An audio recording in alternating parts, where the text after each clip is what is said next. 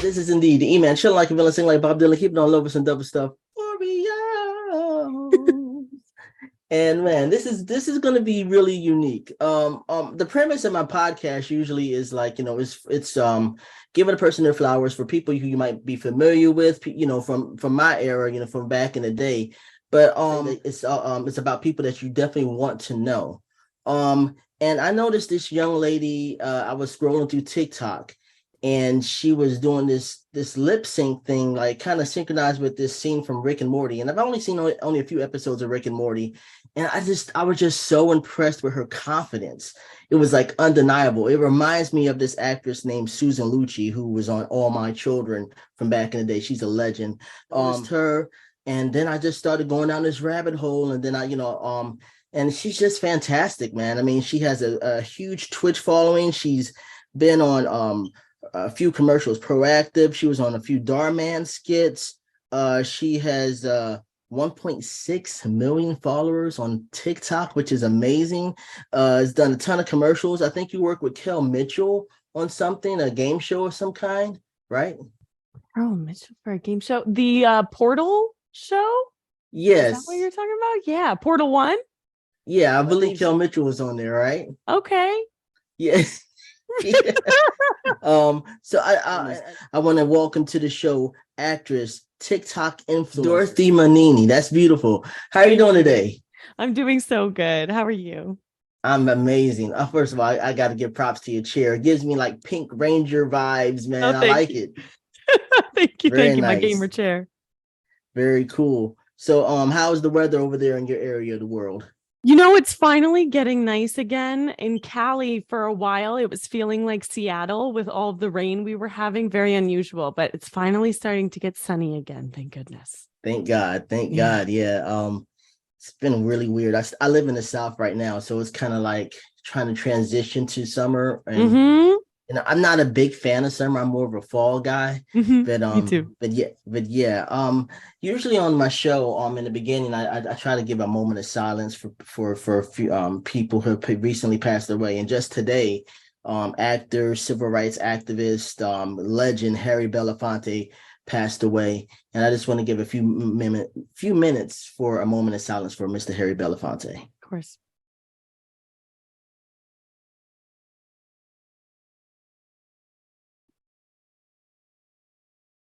Thank you so much for doing that.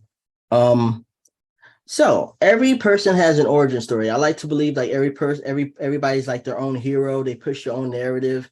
And I want to know what was your origin story? What was your childhood like? What was your favorite cereal? And we're kind of from two different generations, so I'm interested in what you had to say. Absolutely. So I was born in New Jersey in 96. Nice. And I moved around a lot growing up. I lived in probably 6 different states growing up, and we would move within the state too around every 2 years. My parents liked to move. My dad's job took us around a lot. So I grew up everywhere from North Carolina, Florida, Jersey, New York, Georgia, South Carolina, like you name it, literally everywhere. And then right as I graduated high school at 17, I immediately moved out to Los Angeles right at 17 by myself. And I knew that I wanted to come to college here for acting. There's an acting school here called the American Academy of Dramatic Arts. It sounds so pretentious. It's a great school. And I knew I wanted to come out here to study acting because I had done some in high school and fell in love with it.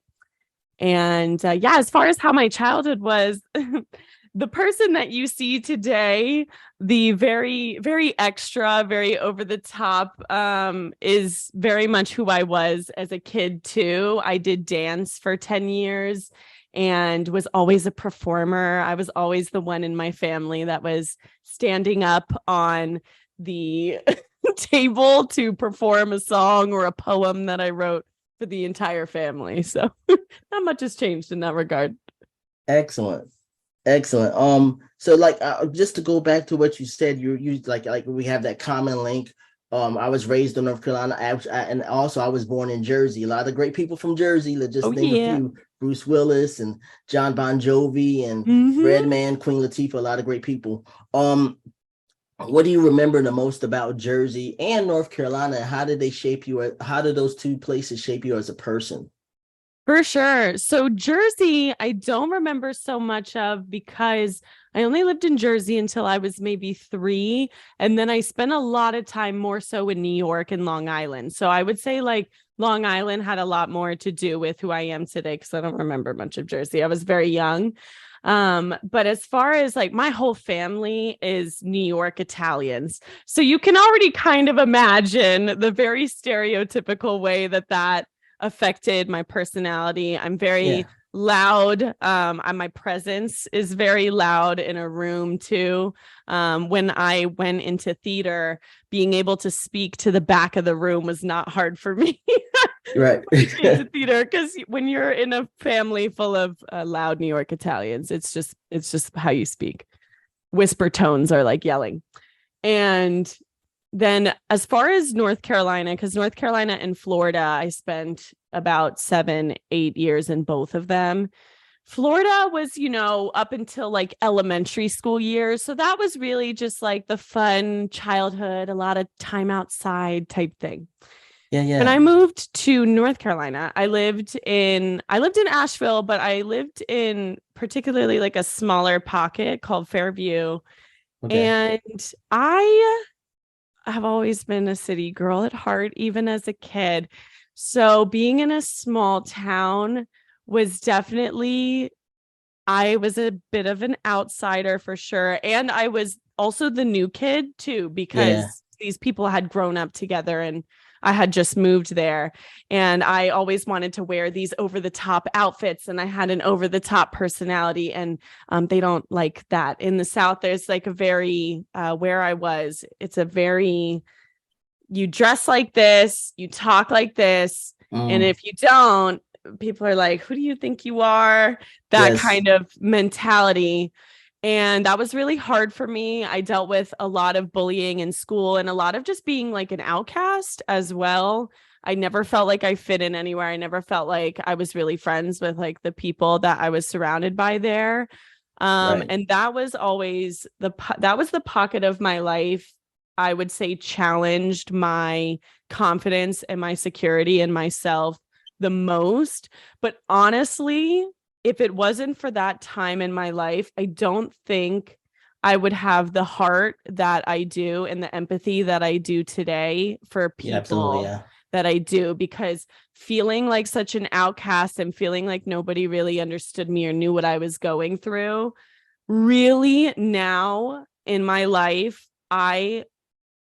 no matter who I'm meeting, I always feel like you never know what somebody's going through. And it's yeah, so free to be kind and to make somebody's day in the simplest way ever. And I'm always mindful of that no matter who I'm interacting with. And I think that has a lot to do with the way that I used to be treated when I lived there. So absolutely. When I was on a podcast and I was telling them like, and actually it was funny because same person, she was from Jersey and moved to North Carolina. mm, I told her like the transition was really, it's just like you said, like, people will ask me, why you talk like that? Huh? Well, you talk like one of the teachers. I'm like, I'm just talking. But one of the biggest differences I noticed, like, and especially in the school system, was like Jersey, you had, black, white, Puerto Rican, Italian, a melting pot of people. yeah. North Carolina, it was Mm-mm. just black and white. And to me, I noticed a bit of self segregation and a little bit of segregation. You know what I'm saying? And this Yes. is like in the 80s though, but still, it's like I noticed certain things. But the benefit of moving to North Carolina for me was like I just know how to, like you treat people how you want to be treated, southern hospitality, that type of thing. Yeah. My great grandma did not play, man. Like when I first moved to North Carolina, she was like, give me a Pepsi from the fridge, because in North Carolina is either Coke or Pepsi and no other, you know what I'm saying? So she's like, give me a Coke or give me a Pepsi from the fridge. I'm like, okay. And she slapped me across the head. She's like, you say yes, ma'am. I'm like, okay, yes, ma'am. Yep. So definitely learned that from a young age off the get-go. That's a Absolutely. great story. Um, I wanted to know, I love movies. As you can see, the Scott Pilgrim poster behind me. I'm a huge movie buff. I love movies a lot. I'm always interested in knowing what actors and actresses, what movies inspired you to become an actress or an actor.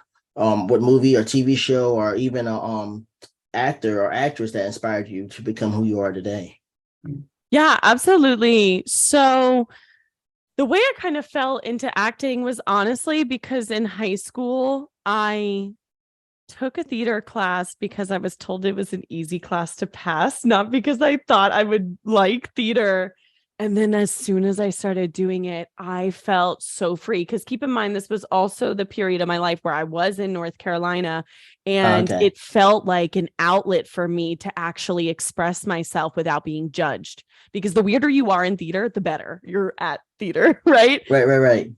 And I remember growing up, I felt like emotionally, I resonated with movies so much deeper than my fellow peers did. Like every time I watched a movie, I would leave feeling like, oh my gosh, like that was mad. Like I felt like I was just in wraps with the movie and I wanted to be the characters in it. And I would cry and I always felt so connected to it.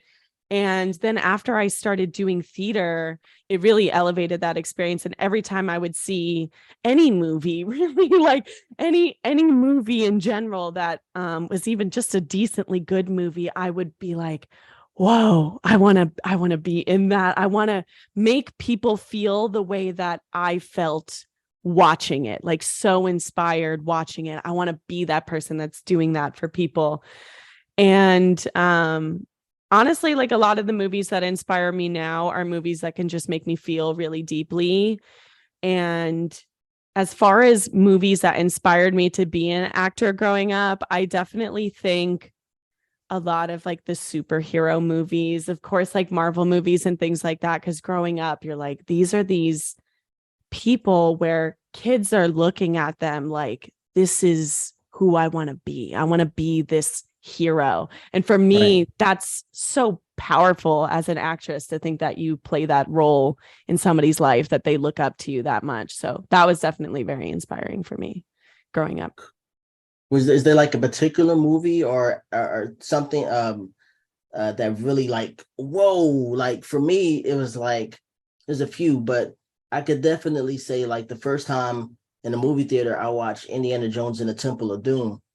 As an 8-year-old boy, it terrified me. It made me happy. It was a whole bunch of emotions going on. I didn't know I could feel that way just watching a movie. It's like, wow, that's the real movie experience. And as you go on in life, you start to chase that, Yeah. and when you talk about Marvel movies, I kind of felt that way when I watched Endgame because it's like I watched all of these movies leading up to this point, and I'm telling you, man, when they all came back, I felt emotional, man. It was Yes. emotional, man. It was really something else. So yeah. Yeah, I wouldn't say there was one particular movie that really did it for me. It was because also my memory is very fleeting. So for how Okay. long ago that was at this point, it was probably just any number of movies that I watched at that point. Because honestly, growing up, like when I was young, I really didn't watch a lot of movies or TV. I wasn't really like a kid that was watching a lot of TV or movies in general. And then I don't think it was really until my teenage years that Yeah, I yeah. started to watch more of it. But I was honestly still spending most of my time playing video games at that point as well. But then, of course, when I fell in love with acting, that's when I really started to enjoy film more and start to get into it more. Like, wow, I have a lot of I really hadn't seen like even like the classic movies you hear about, like Forrest Gump or The Godfather, like movies that are deemed like the classics that everybody knows. I Yeah, hadn't yeah. seen any of them. And I was like, oh, it's time for me to catch up on all of the classics. Titanic, like everything. And all of them inspired me. I think I pulled something from every single one of them that just really resonated with me because they all inspire me in such different ways. So Excellent. Like when I don't feel bad. I haven't seen the Titanic nor haven't seen Godfather, but you know what I'm saying? My top five is totally different. I want to just talk about passion. yeah. And Okay, so there's this interview with Denzel Washington, right? And he's being interviewed by Larry King. And he was telling Larry King how like in his 20s he worked as a garbage man. And he says, man, compared to acting, I mean, garbage man, that's real hard work. And the first time I watched that interview, I was like, wow, that's really cool. Denzel was a garbage man. You know, he's giving props to blue collar work and everything like that. Now watching the interview, I interpret that in a different way. And I feel like what he's saying without saying it is like, you know, in this very short life that you have to be passionate. You have to have a passion about what you're doing. Obviously, he wasn't passionate about being a garbage man because he became one of the best actors in the world. So I feel like any job that you do, even the ones that you love, have a shelf life. You know what I mean? I remember Mel Gibson back in the day. He, you know, again, one of the greatest actors, but then he stopped what he was doing and he took time to direct. You know what I'm saying? Um, and I think that doing what you love, those jobs have a longer shelf life than, you know, versus doing something that you don't love. So my question for you is like, what is it that drives you? What is it about acting and performing that drives you? What do you get from it? Yeah, absolutely. Everything I do, from acting to content creation to Twitch streaming, all of it lights me on fire. And it really started because I started off doing stage theater in high school, and the amount of adrenaline that you get from Yeah, being on stage and putting on a show, you only have one chance to do it right. right, And then right. when you walk off that stage and the show is wrapped, I mean, it is a high. I rode that wave for the rest of the entire evening. You feel like a queen. Like you feel like you're on top of the world. It is such a Absolutely. rush. And anytime I get that feeling, even obviously, like, stage, something like that is a bit more dramatic, but I get that feeling when it comes to any kind of like performing and connecting with people that I do. So even through like content creation, it's just so much fun for me to do. With acting, even when I'm working on a script, it's funny because with like every job, right? There's always the menial tasks that you have to do, even if it's something you're passionate about. Even Right. actors have things like, especially with like auditioning and reading scripts and things like that, that typically are like the menial things that you just have to do to be able to do the acting. Right. And it always seems like something you're going to go into and be like, oh, I gotta read this script. But the moment that I start, it reminds me every single time that I just love it. I just naturally love it. I feel like, because becoming a character and learning about the characters in this script and bringing them to life is just so exciting for me. A lot of what I do in my free time as well as reading with other actors that are doing auditions. And that's even fun for me too, getting to read on the other side of the script, even when I'm not on camera as well. So in everything that I do, I think for me, it's just creating Yes. and being able to entertain people, make them laugh, make them smile, make them cry. That is so powerful and magical for me and really excites me. And then aside from just acting, especially with my content creation, knowing that I make an impact in people's lives in any way, which is Yes. crazy to even think about, because I never in my life would have thought that I would have the impact and the reach that people tell me that I do. But when they tell me these things and they tell me that I've saved their life, or the positive impacts I've made in their life, I mean, there's truly no better feeling in the world than that. Like that, talk about something that will inspire you to keep creating and keep going is like, wow, is most definitely that feeling. So, yeah. I've seen a few of your live Twitch streams, and what I love is that and it's one thing to be nice to people, which is great, but you're genuinely like nice. You try to lift people up, and I've actually seen a few of your YouTube videos as well as far as confidence and trying to be just trying to be better, and I love that about you because it's just like there are a lot of people, there are a lot of people who are mean, and it's cool to be mean, but not you.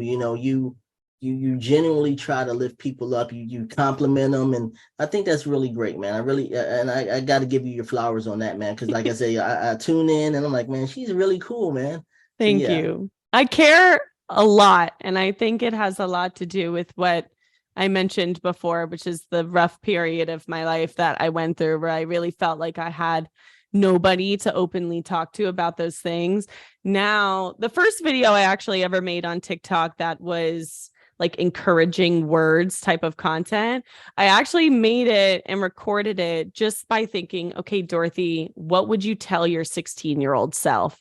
And that video ended up taking off. And I was like, oh, this is really something I can do for people. And that's just always how I want to treat everybody. It's like, how would you have wanted to treat that version, that younger me that was really going through a rough patch? That's how I treat everybody, because like I care about people. I do. Unless like unless you're being a dick to me, then whatever. Right. But other than, even then, like I hope you find the love that you clearly need.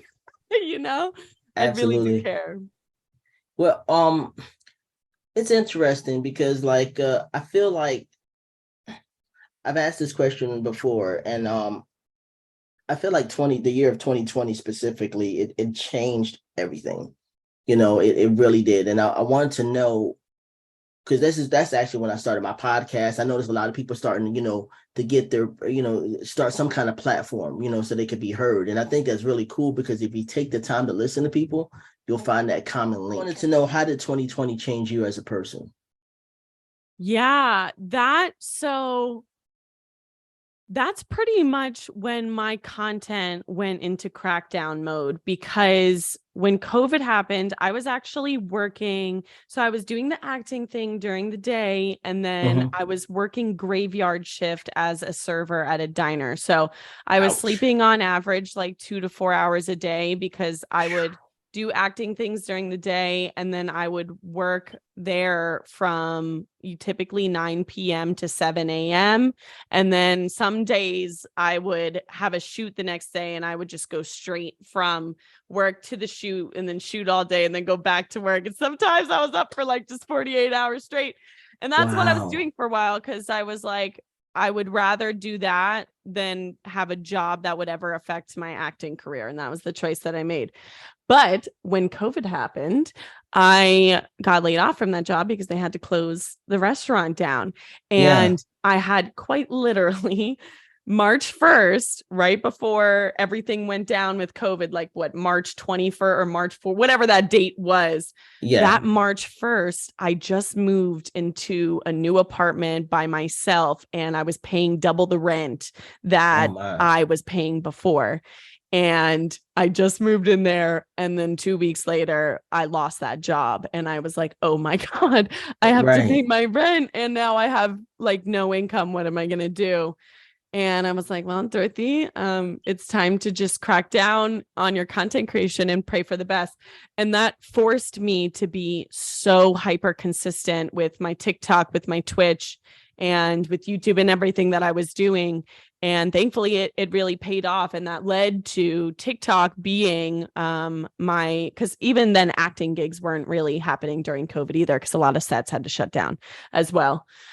And that led to being pretty much my single-handed income source that carried me throughout COVID. So I honestly give that moment all the credit to like forcing me into the platform that I have today. Absolutely, man. Gosh, that's brave, man. That's pretty brave. And I commend you on that. Just to go back, you said did you move from North Carolina to Los Angeles or Florida? North Carolina. I interviewed an actress, performer, Mouseketeer from back in the day. Her name is Jennifer McGill, and she did something similar where she moved from this small town in Texas to Orlando, Florida, which at the time in the 90s was like the mecca of entertainment, pop entertainment anyway. And and even other actors as well. Like when I interviewed J. Anthony Frankie, he did the same thing. He moved from Maryland to Los Angeles.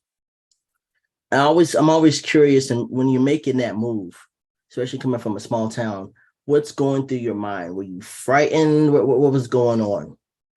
Yeah, for me, I was so ready to get out. I had been I had been ready for years. I truly did not like living there. I was ready to leave. Yeah. So the moment that I graduated, I was running out of there. So for me, I was just excited for the new beginning because I knew where I was going was going to be 1,000 times more enjoyable for me than where I was at. So I Yeah. was not nervous.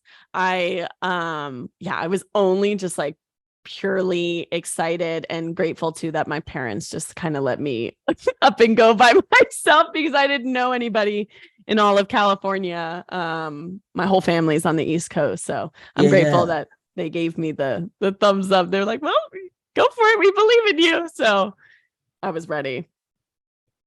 So what do your parents think about what you're doing now? Yeah, I think everything I do makes a lot of sense to them based Yeah. off of who I was as a kid, because they told you I was always this performer. So when I told them I wanted to do this as a career, I don't think to them it was like this big shock or we don't really know that that suits you. It was like, yeah, that makes sense that you would want to do that. So they've always been super supportive. They both really believe in my vision and everything I'm creating for myself. And as far as like my content creation and stuff, they've both told me how proud they are of me. And because for me, it's not just about uh having it's very important to me that if you have a platform, you actually use it to reach people in a way that affects them positively. For me, right? Yeah. Everybody has their different reasons with their platform, but for me, that's really important. And if I have such a strong influence, I want it to be for the betterment of people's lives. And I think my parents really see that. And, my mom like posts all my stuff on her Facebook, she's so cute, so That's awesome. supportive. That is so great. I was listening to this Josh Peck from Drake and Yeah. Josh. He has a podcast now, and he had John Stamos on, and I like what John Stamos has said something. He is like, he says he loves, entertaining, but he actually likes being famous. Whereas certain people don't like being famous, Mhm. like Jonathan Knight from the New Kids on the Block. He his whole thing is like one of the reasons why he dropped out of the group was because he had anxiety and things like that. Mhm. So what's your take on fame? I actually remember Jay-Z even saying, like, in a song, he's like, Jay-Z's like, is like addictive, like heroin. Sometimes you look in the mirror and you don't even recognize who you are anymore, Mm. because you're so addicted to the fame. So what is your take on fame? Yeah. So obviously, I'm at a certain degree of it now, right? So obviously me compared to like Jay-Z, you're getting a very different experience as far as like what the Absolutely, yeah. fame is like. But what I experience now, which is usually like if I go out, I get recognized a couple of times a day by people. And it's typically like women within the age of like 16 to 30 is like really my demographic. Right. And they'll come up to me and be like, oh my God, I love your TikTok or whatever. And it's the best feeling in the entire world. Like I don't think I'll ever wrap my mind around it or get used to it. I don't know. It's been happening for a while now and I still haven't gotten used to it, but it feels absolutely magical to think that they're like, what are the chances, that I'm just walking out and about and like I happen to be in this exact spot where somebody also happens to be that also watches my videos, it feels crazy.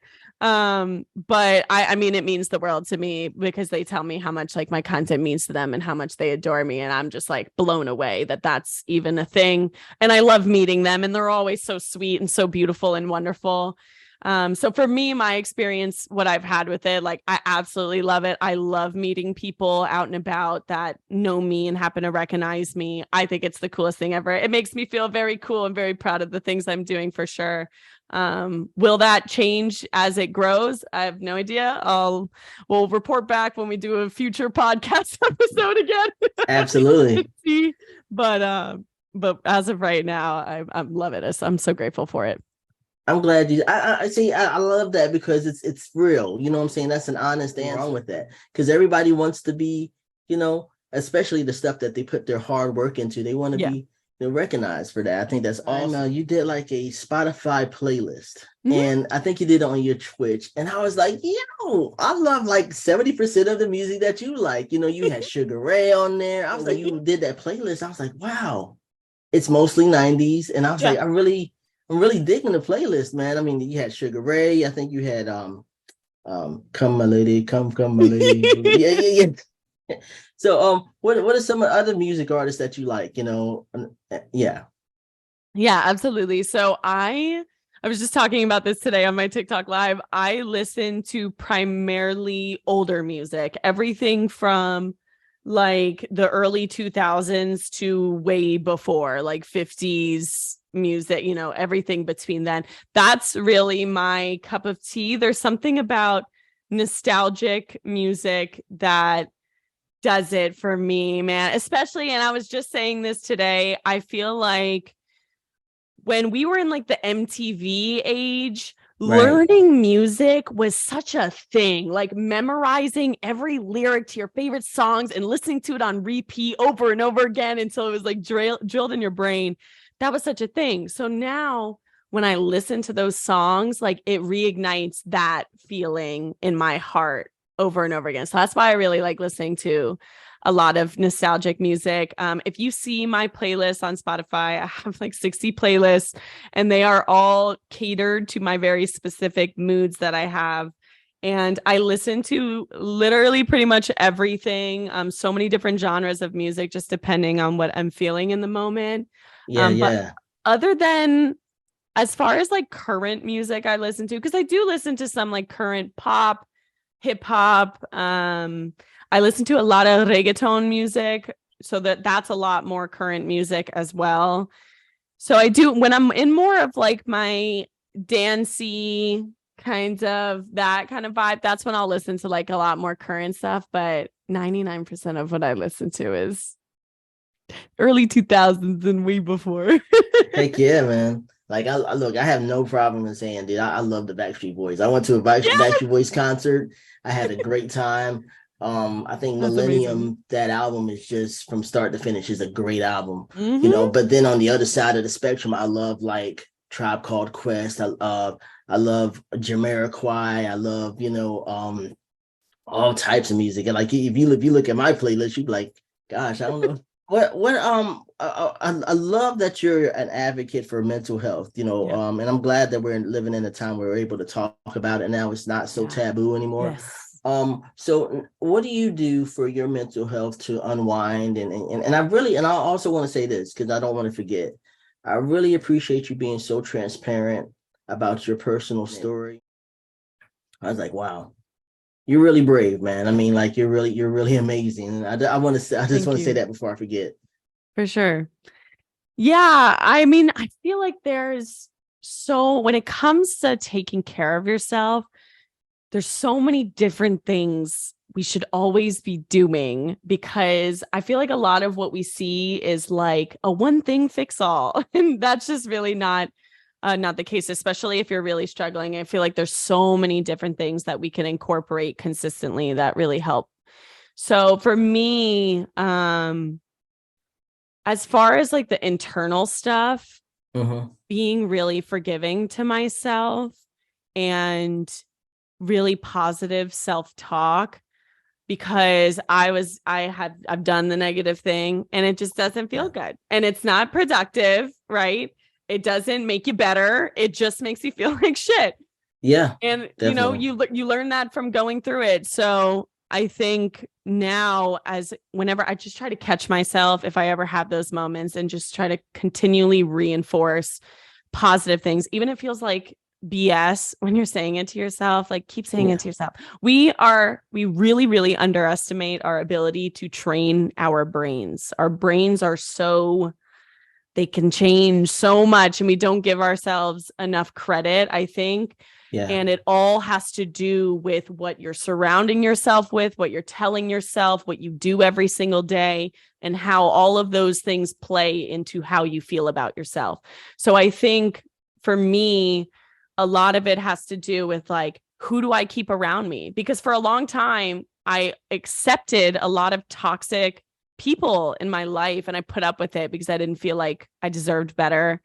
And I don't do that anymore. I have very, very strong boundaries when it comes to how people treat me. And if they don't treat me the way I feel is respectful and and loving, then they're gone. And I don't care anymore.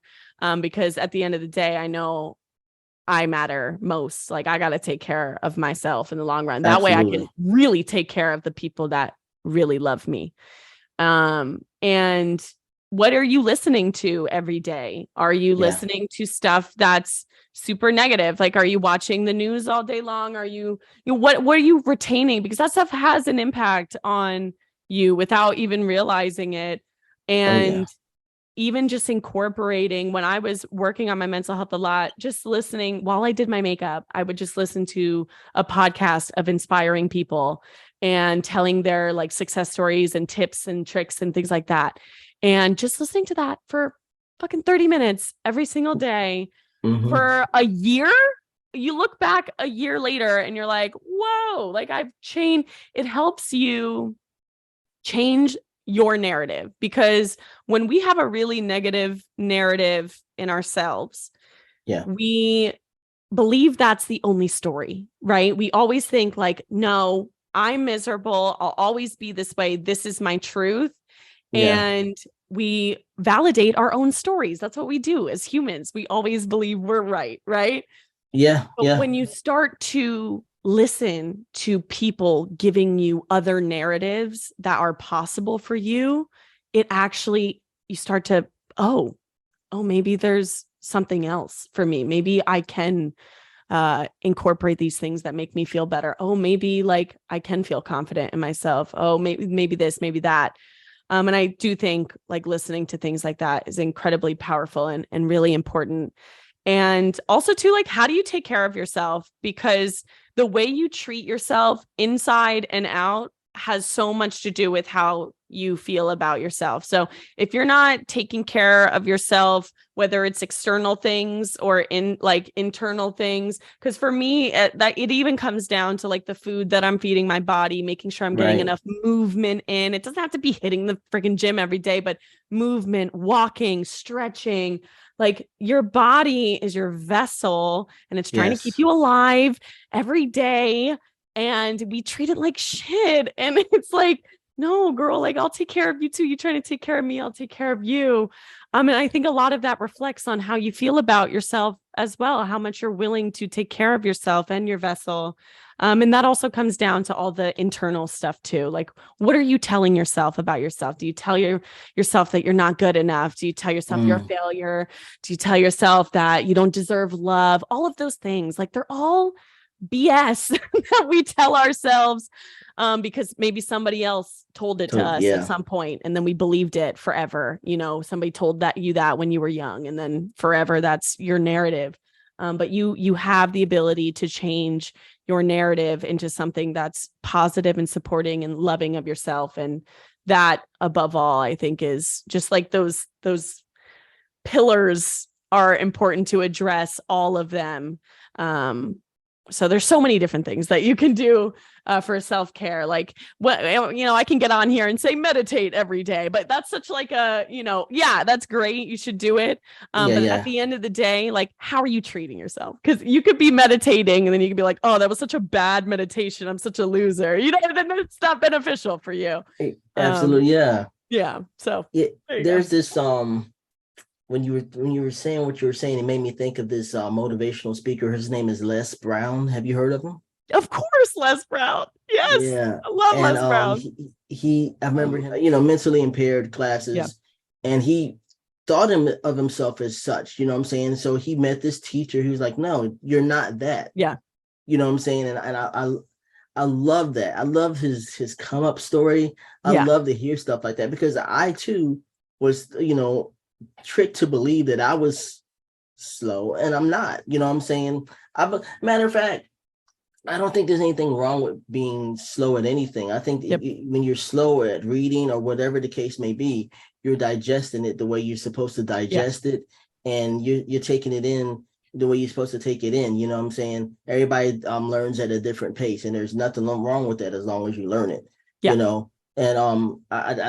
I love what I love what you just said. You know what I'm saying? As far as like having a, it's an everyday thing to motivate yourself every day. It's an everyday thing because there's a lot of things out there that's trying to make you sad and Yeah. depressed and everything like that. It's a constant work, Yes.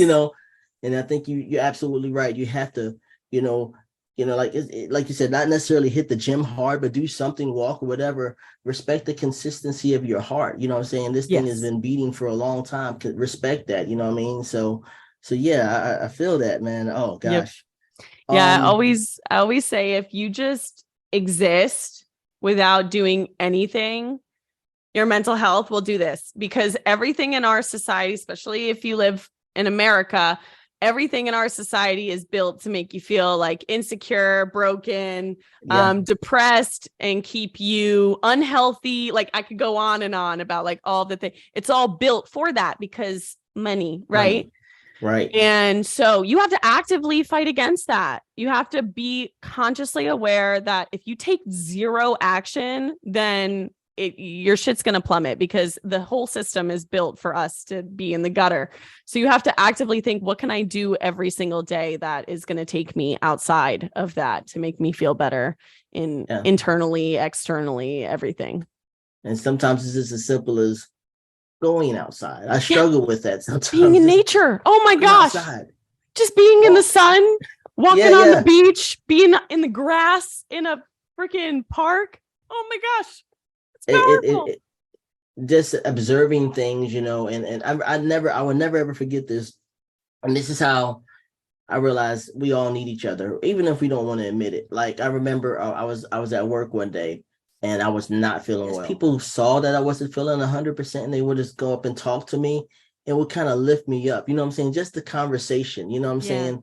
And as soon as they start talking to me, I kind of forget, what's going on internally. You know what I mean? Yeah. And I really think we need each other. You know what I'm saying? Yeah. But on the other end of that spectrum is less like sometimes there's like you said, there's certain people you do have to definitely cut out because they can be toxic. You know what I'm saying? That's the decision that you have to make.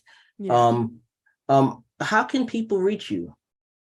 Yeah. So I am pretty atrocious when it comes to answering my DMs. I'll just be out there very honest right now.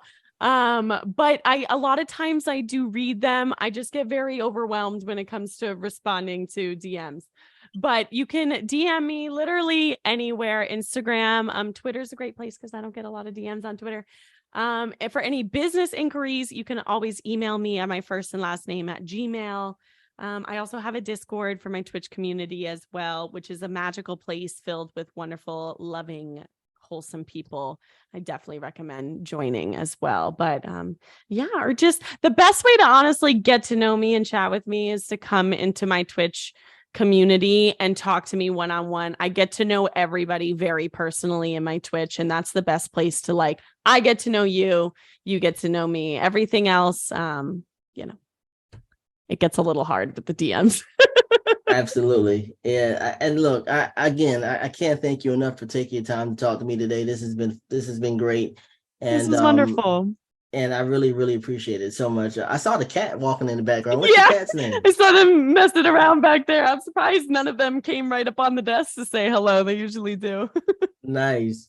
Well, so it was such a pleasure talking to you, Dorothy, and I hope you have a beautiful rest of the day. Yes, I hope you do too. Thank you so much for having me.